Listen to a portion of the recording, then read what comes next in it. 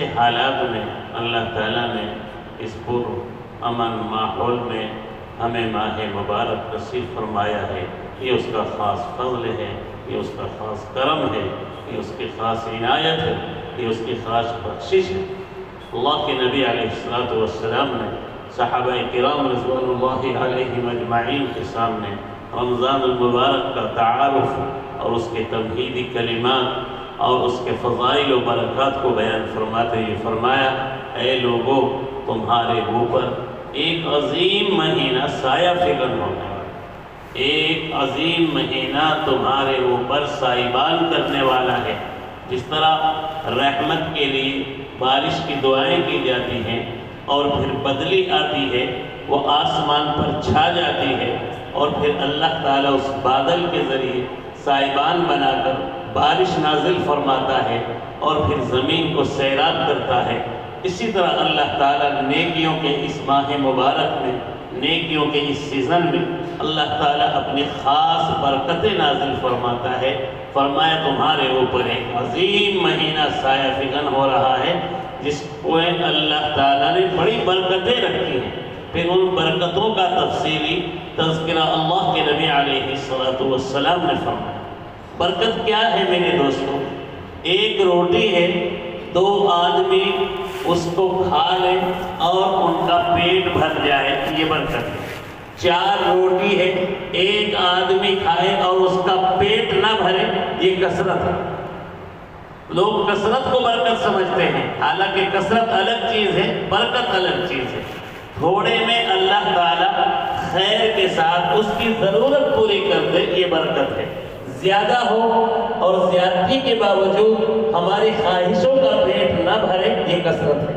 تو برکت کی دعا اللہ کے نبی علیہ السلام فرمائے، اللہم بارک لنا فی رجب و شعبان وبلغنا رمضان، اے اللہ تو ہمارے شعبان میں، ہمارے رجب کے مہینے میں برکت عطا فرما۔ وہ برکت کیا ہے کہ ہمیں ایسی صحت عطا فرما، ایسی تندرستی نصیب فرما، ایسی توانائی اور قوت نصیب فرما کہ ہم شعبان اور رجب کے مہینوں میں نیکیاں کرتے کرتے ماہ مبارک کے دروازے پر پہنچ جائیں، وہ ہمیں وہاں تک پہنچا دیں۔ تو اللہ کے نبی علیہ السلام نے برکت کی دعا مانگی ہے، کثرت کی دعا کہیں نہیں ملے گی، برکت کی دعا مانگی ہے۔ تو فرمائے یہ عظیم مہینہ تمہارے اوپر سایہ فگن ہو رہا ہے، یہ بڑا مبارک ہے، بڑا مبارک مہینہ ہے۔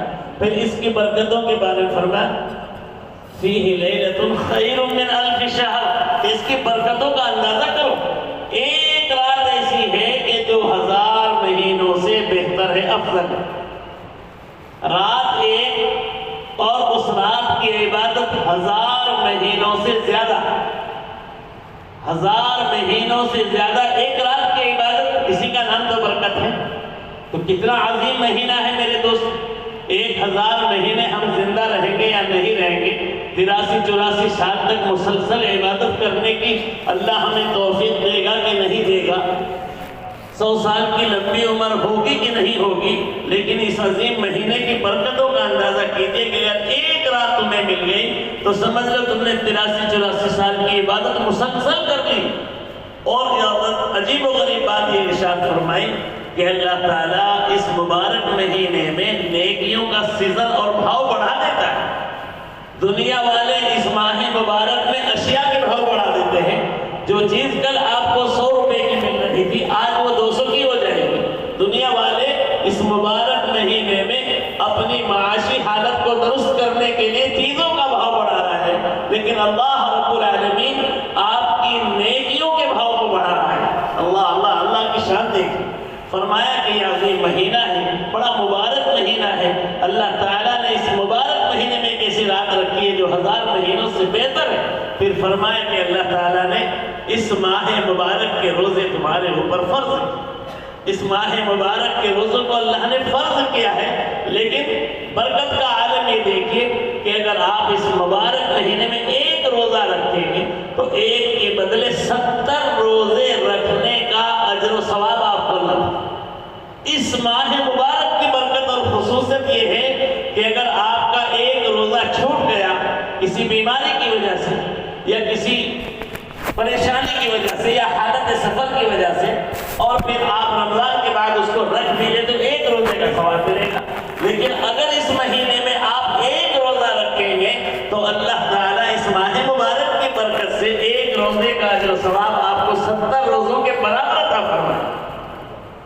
اور فرمایا اگر آپ اس مبارک مہینے میں فجر کی 2 رکعت نماز ادا کریں گے تو ان 2 رکعتوں کا نماز صرف 2 رکعت فرض ادا کرنے کے برابر نہیں ملے گا، بلکہ 70 تو نہیں 140 رکعت ادا کرنے کے برابر آپ کو اجر و ثواب ملے گا. ظہر کی 4 رکعت آپ نے ادا فرمائی ہے، فرض ادا فرمائے ہیں، اب ان 4 رکعتوں کا اجر و ثواب آپ کو 280 رکعت نماز ادا کرنے کے برابر اجر و ثواب عطا فرمائے. میرے دوستوں یہ برکتیں نہیں تو کیا ہے؟ تو اللہ تعالیٰ نے اس مبارک مہینے کو آپ کو روحانی برکتیں، اجر و ثواب حاصل کرنے کا ذریعہ اور سبب بنایا ہے. اس لیے اس مبارک ماہ میں خصوصیت کے ساتھ تلاوت قرآن کا اہتمام کیجیے، استغفار کی کثرت کیجیے، کلمہ طیبہ کثرت سے ادا کیجیے، اور چلتے پھرتے اس بات کا استحضار رکھیے کہ میں حالت روزہ میں ہوں، چاہے گھر کے اندر ہوں، چاہے کسی مجلس میں بیٹھے ہوں، چاہے کسی کاروباری کیفیت میں ہوں، یا کسی مارکیٹ میں سامان خریداری کے لیے آپ جا رہے ہوں.